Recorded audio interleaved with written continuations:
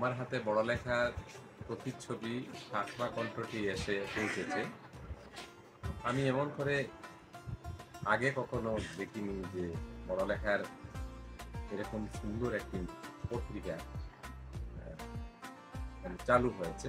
অতীতে অনেক পত্রিকা আমি দেখেছি হাতে এসেছে স্থানীয়, কিন্তু এরকম সুন্দর এমন সুন্দর কাগজে এই 4 পৃষ্ঠার এরকম মানে 8 পৃষ্ঠার এরকম কোনো কপি আমার কাছে আগে পৌঁছেনি।